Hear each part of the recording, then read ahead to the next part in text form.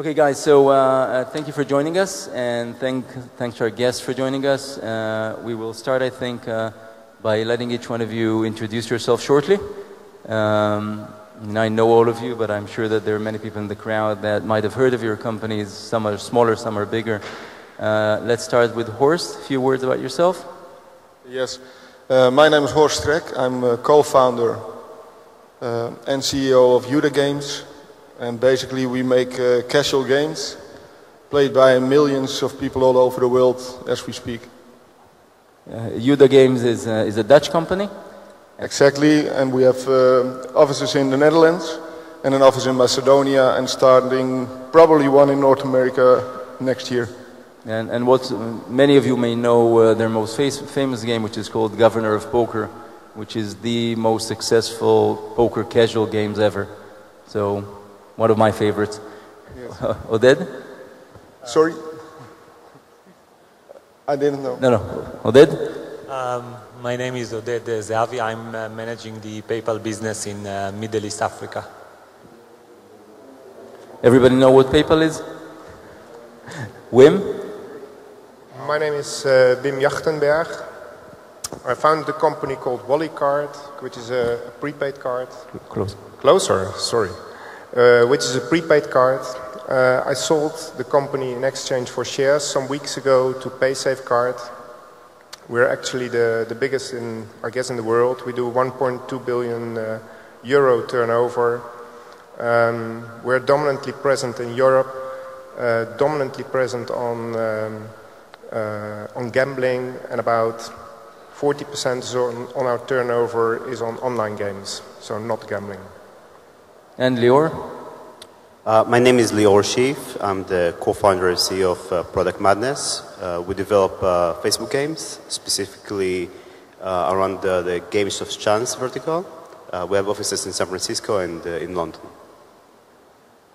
Okay, so, and I'm Gigi Levy. I used to be the CEO of 888, and after that, today I invest in a variety of startups. And before that I worked in a company called Amdocs, a small, big, boring company. And the topic of this panel basically is to try and understand how in today's world one can monetize applications and games in a world which has changed dramatically over the last few years. So I think that if you looked, say, 5 or 6 years ago, then the question of how do you monetize a game was very simple. You sell a game. That was what you could do. And with Facebook, with introduction of app stores and in-app purchases and software as a service capabilities, etc., suddenly application developers finding themselves with a variety of new options as to how to monetize. And what I think we would like to hear from the panel is how is this world evolving today? So let's start with Horst. What has changed in your business model, and how do you monetize today compared to what you did in the past? Well, a part of the business is still the same. We are still selling download games, but we are migrating our titles to both mobile, iOS, and social. We are lucky to have a great brand, so that helps. People recognize our games, know what to expect.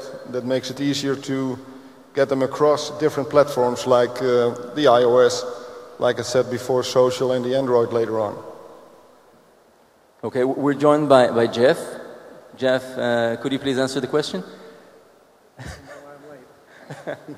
No, but if you can tell a couple of words about yourself and about Oversea. Okay, my name is Jeff Kubiecki. I'm here in Israel 2 weeks, but Oleh Chadash. I used to be the CEO. People ask me why I made Aliyah, so I was told to say I used to be a Zionist. I'm just transitioning out of being the CEO and president of Oversea.net. We're one of the largest owners of digital real estate. We own over 1.1 million domain names, and our company has been a leader in monetizing not just direct navigation traffic, but also other forms of now becoming lead generation. So kind of understanding the traffic, looking to get closer to customers with that. Yes, so Jeff's going to share with us later how people in the real world monetize things in ways that we don't even think of. Lior, do you want to say a few words about how Product Madness monetizes games? Because at the end of the day, Product Madness started as a social gaming company rather than as a traditional gaming company.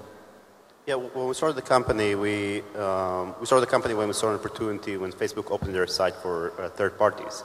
And for the first couple of years, we just we created very small viral applications that we monetized with display advertising.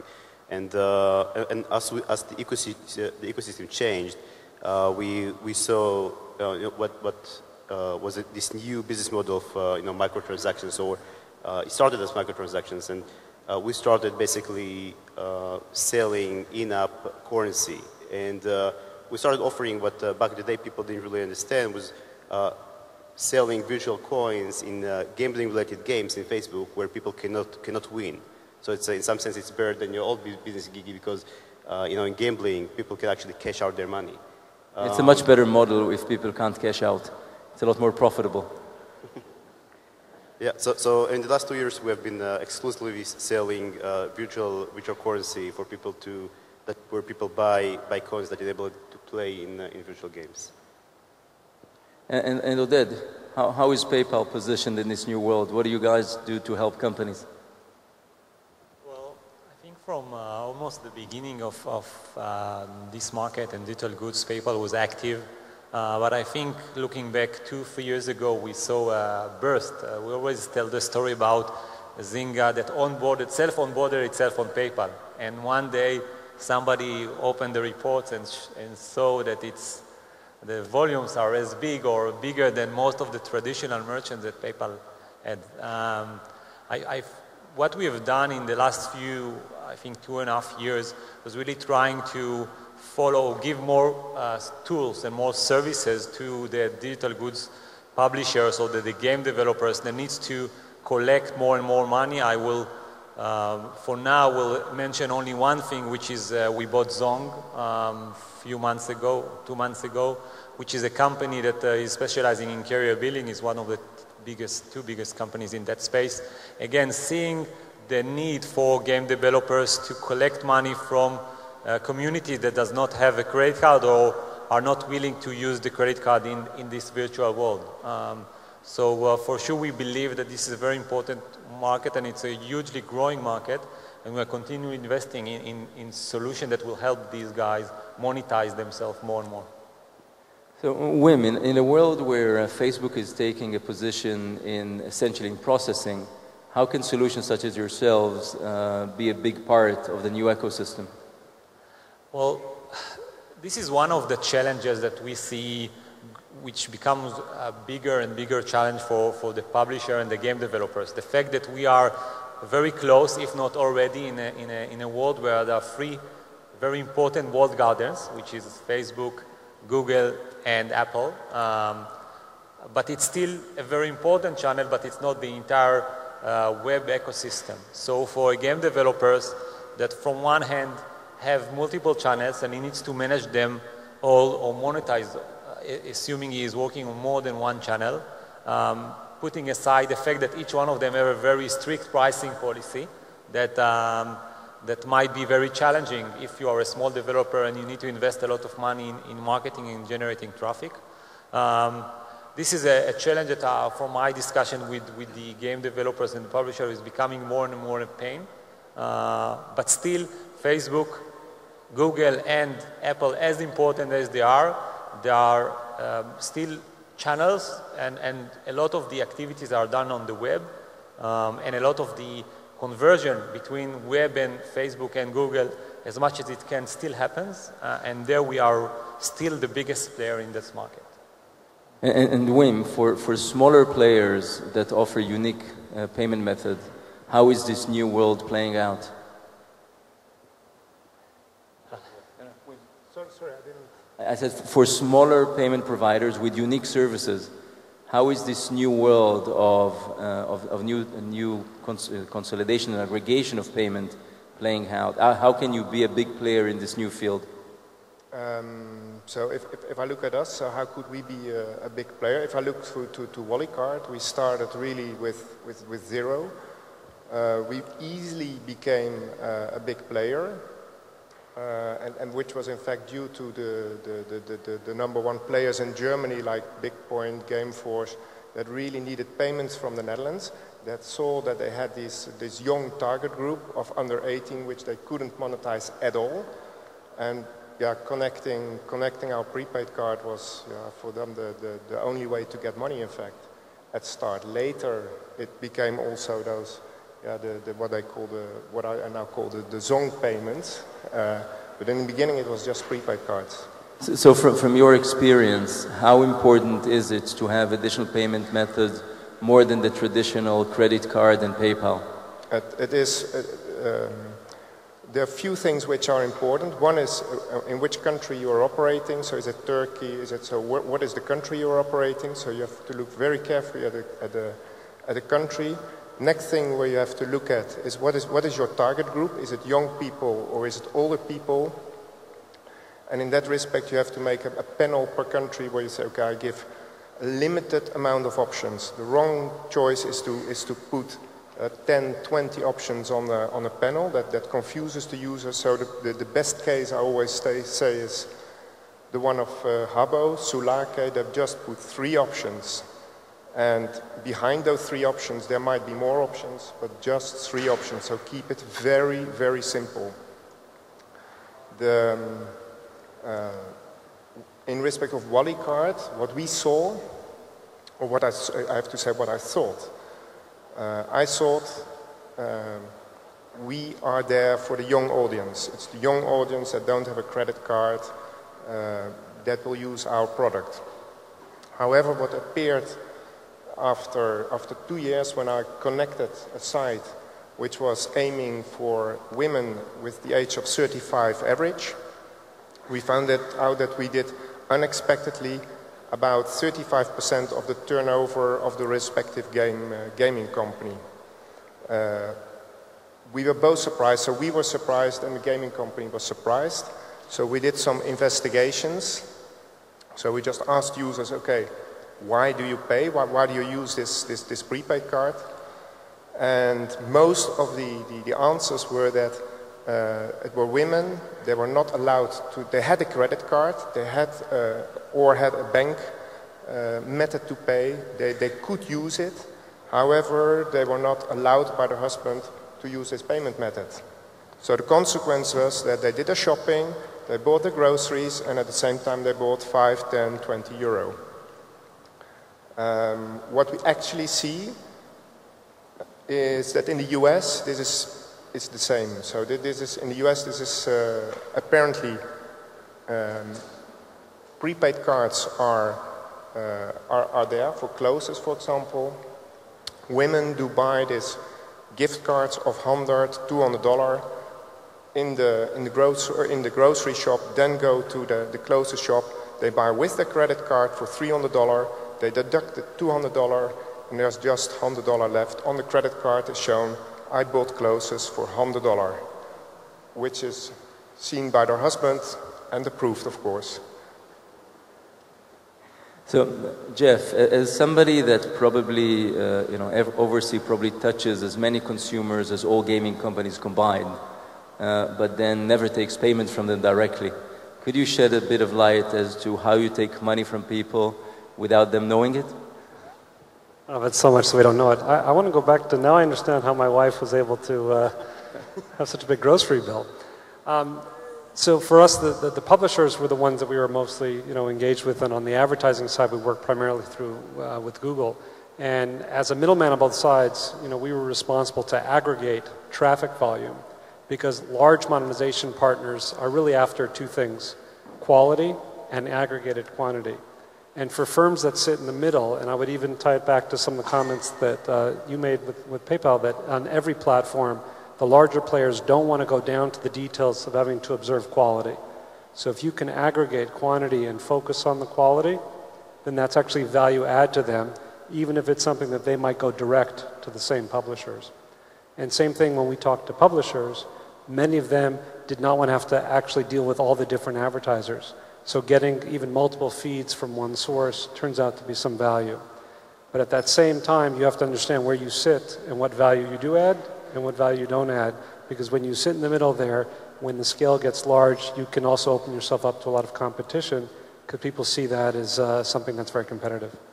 And in Israel, given the many companies that deal with search monetization in the market relative to other markets, there's today, every business plan you see says we will monetize search, we will monetize downloads, we will install a toolbar and we'll take search. And what do you think about this? What do you think are the chances of smaller companies that do not have mass distribution, to actually treat search revenue as a serious revenue source as part of their business? Well, I always go by an old rule, which is, follow the money. And if the customer in this case is the advertiser, how many different people are in between where the advertiser is paying for the traffic and the person that's aggregating and producing the traffic? And for those who think, well, I'll just get somebody who knows somebody who knows somebody who's going to get me a Google feed, again, I'd find that your place in the value chain then is too far away from where the value is being created. And if you're not helping them with quality or quantity, I think it will become more limited. I'm only here 2 weeks, but I already see that there's probably a scale challenge here where many people are going after solutions because it's unique and creative, but don't have enough scale. And that becomes an important thing because advertisers only want to deal with people that have a certain amount of volume. So you really have to find ways to aggregate that and get closer to those who are writing the checks, I being the large advertisers.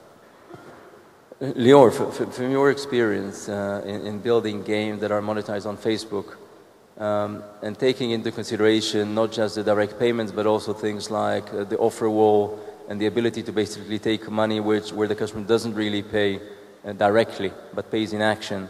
How do you see this market evolving? How do you see the way that you're taking money from consumers basically changing along the years to come? I think it's really interesting. So when we started monetizing games, actually offer walls and specifically OfferPal almost invented that market.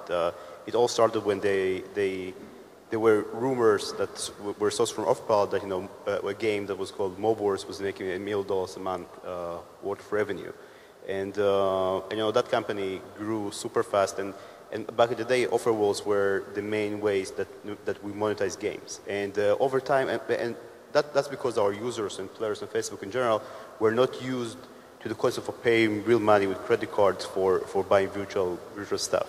It was popular in Asia, but it was new to the US. And over time, people got accustomed to that. And what we saw as a trend is that offer walls and incentivized offers became almost an insignificant part of our revenue, while direct payments like credit cards and PayPal became by far the dominant payment method. I think I will still say that besides credit card and PayPal, two other types of payments which are important to support are offer walls, because it's still a very good entry point to get people to start do something in order to get currency in the game, and mobile payments. We still saw a nice percentage of transactions coming from mobile payments, but the trend, at least in the US, was definitely moving towards larger transactions and more credit cards and more PayPal over the last few years.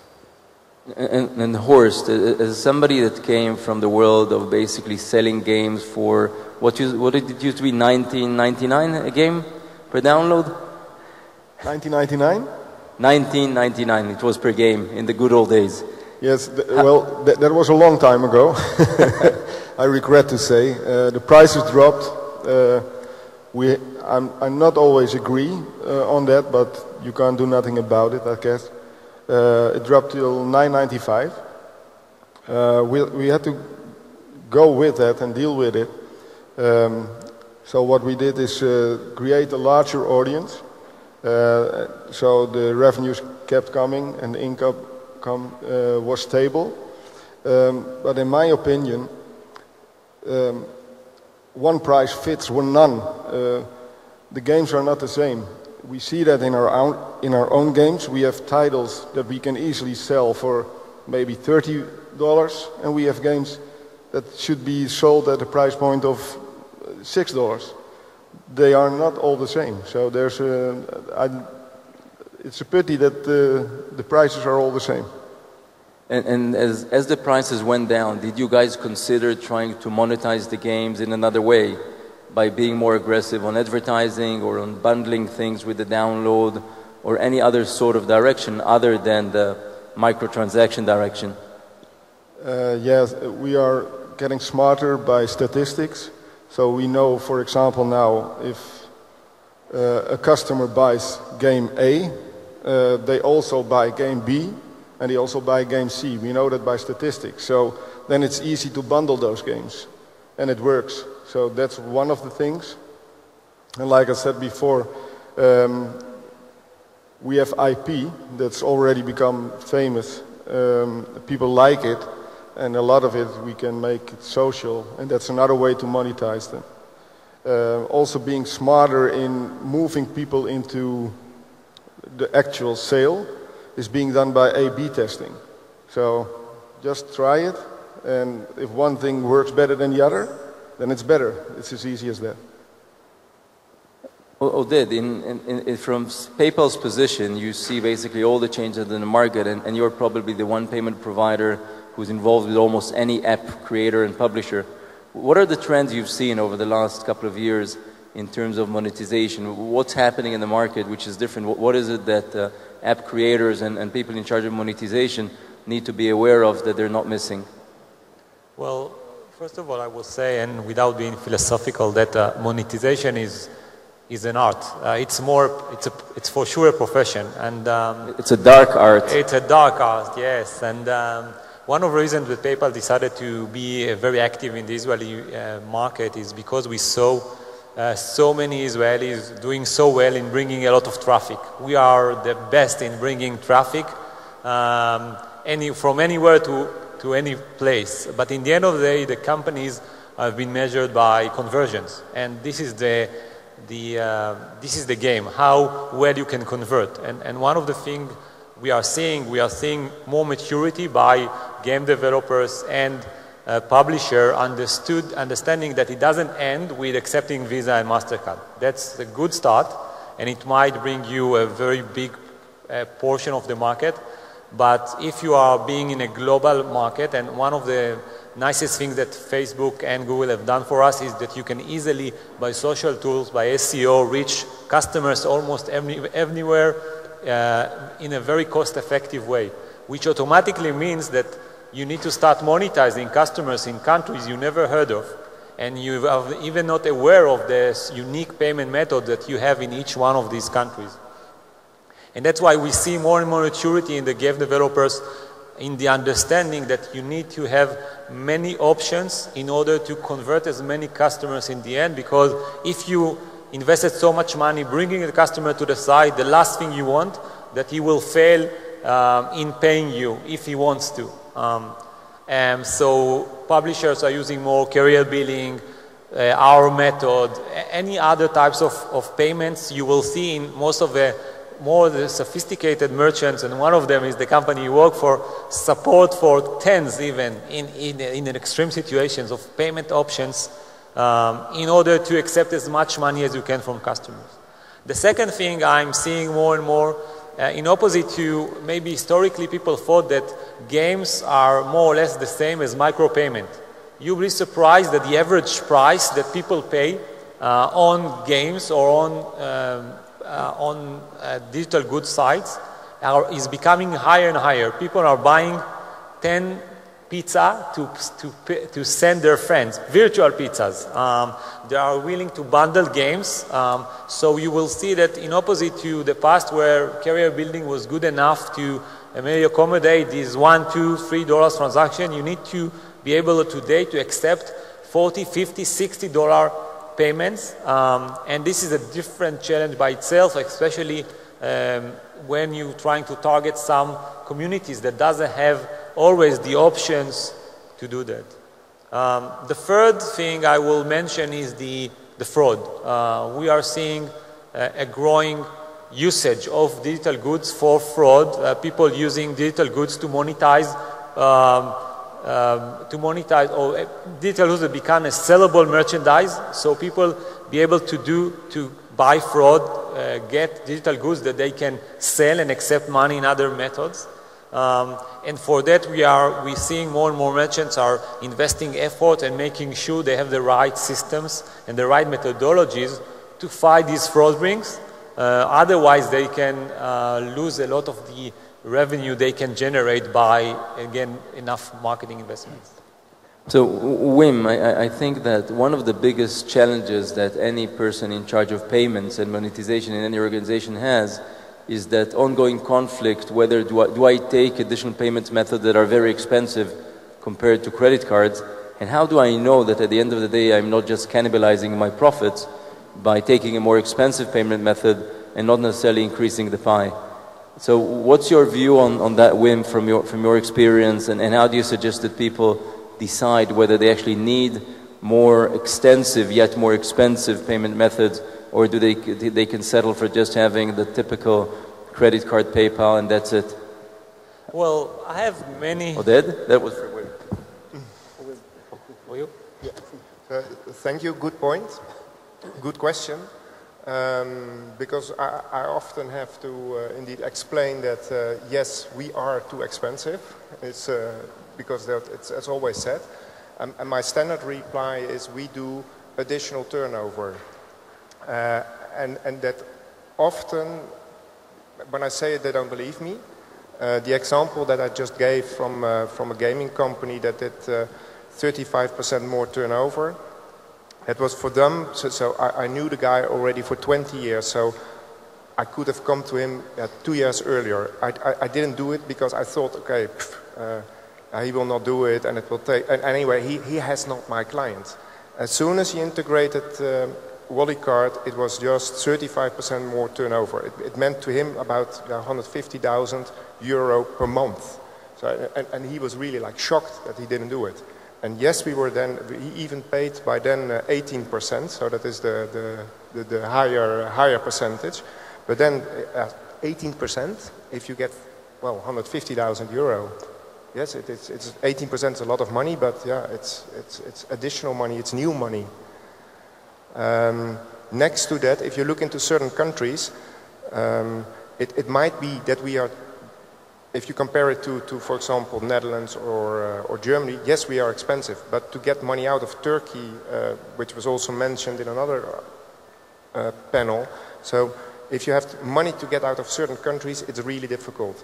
And then, yeah, then in the end, what we charge is not too much. So, do you have any rules of thumb as to what can publishers expect in terms of growth if they get a good local payment method that they're missing, in terms of additional revenues? Additional revenues, it differs per if you ever look into, I have lots of experience with gaming, online games. If you look into online games, it depends on the age. The younger the age group, the more additional turnover. If you have a gaming which is focused on, let's say, 2025, then your additional revenue is most of the time it's around 20%. You get just additional revenue. And Jeff, if I'm a game developer and what I end up having is a lot of download traffic or a lot of traffic to my site without the ability to sell the games, because this is the way the world is going, could you give us like a list of things I could do to make money? Sure, legally, right? Yeah, throw, you know, we're Israelis, you can throw the rest in as well. Okay. Well, look, anytime you have a dedicated and engaged customer, you're going to have an ability to monetize. You know, the easiest way is obviously taking that visitor and selling it to an advertiser who ultimately will sell it to somebody who's going to sell them a product. So there's value in kind of the traffic as just a standalone. I think what I'm seeing and what we saw in our company was the closer you can get to that actual customer transaction, the more valuable it is. So what you want to think about is what are the different types of users within that traffic, what are their affinities, what are the segments that they're like, and could you go more vertical in terms of what you might offer. So for example, you might have information that you can collect an email address, then they become lead gen opportunities. Or there could be a segment of users that could become trial for other products and you're actually getting them on a bounty basis.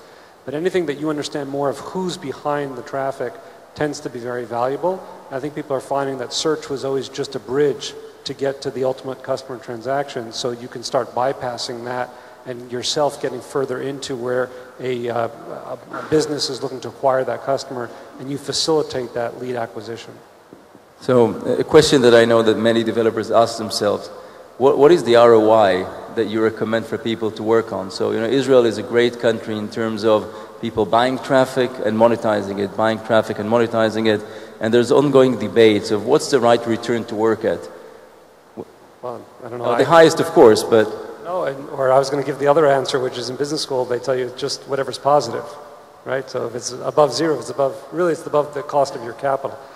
You know, generally what people say, you know, how sustainable is it? So if you have an opportunity to make 20% on your money, people say, oh, that's very good. But if it's only here today and you have all this infrastructure and you can't count on it tomorrow, then some of that 20% doesn't look as good because your costs will take you longer to unwind than the revenue will go away.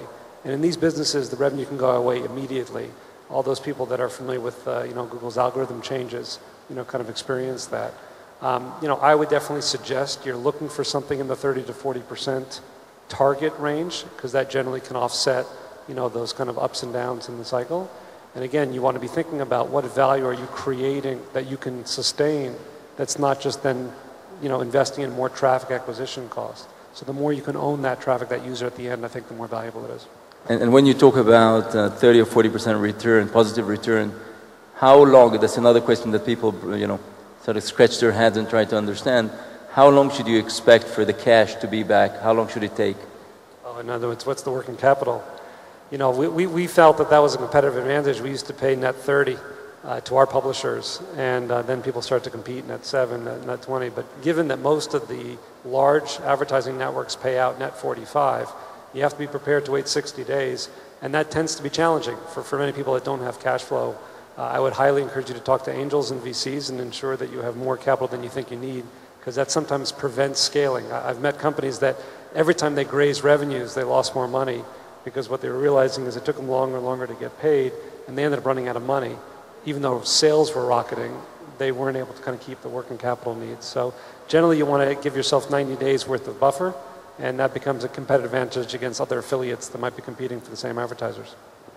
Lior, given the recent changes and Facebook taking control of the entire ecosystem of payments on Facebook apps, what have you found this change to cause? I mean, at the end of the day, people say, well, now somebody else is doing the processing and that costs me 30%. But then on the other hand, suddenly you don't have to worry about customers depositing money anymore as long as they have credit.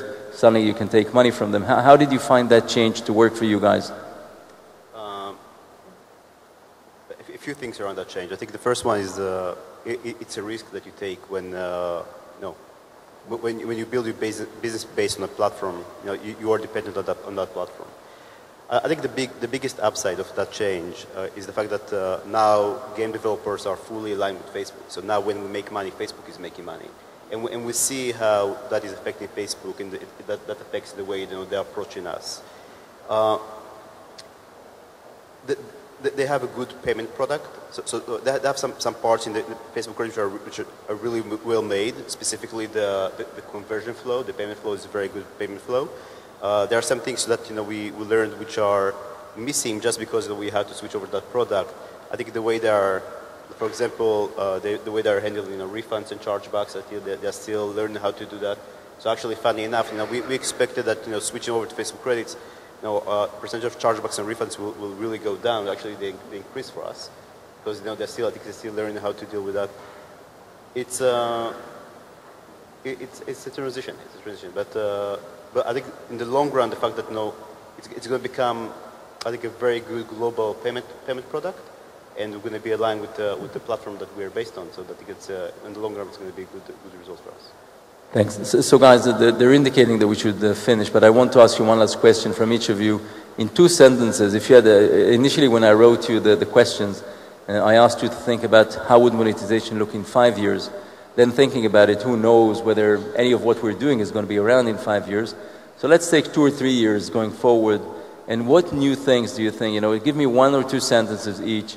How do you think something's going to change dramatically in monetization in a couple of years? What are the things that everybody should be ready for, because they're going to be, wild cards that nobody thinks of right now? Who wants to start? I think Google, with Google+, I think it's a good competitor for Facebook. Tried it. I think it has some things for it going. So that's one. I think social needs big competitors. So I'm hoping and aiming on Google+ to be that one. So prices will drop. And the other thing is still brand is key. So it's important to have a strong brand also in the future for everybody. A good example is Angry Birds, which came out of the box from nothing. Maybe one of the biggest brands in how many time? 2 years? So those are the two things, in my opinion. Oded? Well, I think... People will use PayPal all across. No, that's the present. I'm talking about the future. I believe, and we are already seeing it now, there's going to be consolidation. That's one important thing. A lot of the small players, payment have become a critical issue in every life of the developer, and we see they are trusting less and less smaller players, so there will be a consolidation. I think what might happen in 3 years that the existing, or in the future, we might see that the people will look at payment or to payment companies, into companies that are, today when we say payment, we say Visa, MasterCard, Amex. I think maybe 3 years from now, where our children will be the dominant buyers, they will think about PayPal, Google, Apple, maybe Verizon. That will be for them what payment means. And that's, I think, the change that is happening in all across the industry, and it's going stronger and stronger. I agree with the both speakers. So first, with Horst, brand is really key. So the brand will, it will be the brand which is the driving really monetizations. Likewise, the film industry. And that's what I agree with the one who's sitting next to me. It will be a very strong consolidation, so where there will be only a few players left. And I expect to be one of them. And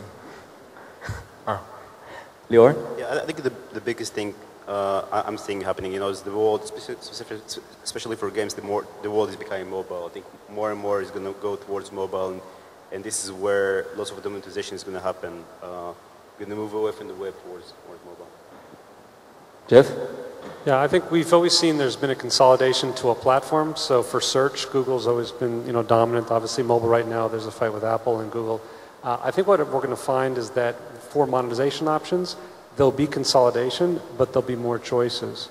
And I think what you'll see is players like an Amazon or even a Netflix will get so large in their customer acquisition efforts that they will become monetization partners, the same way today people think of as Google, Yahoo, or Microsoft.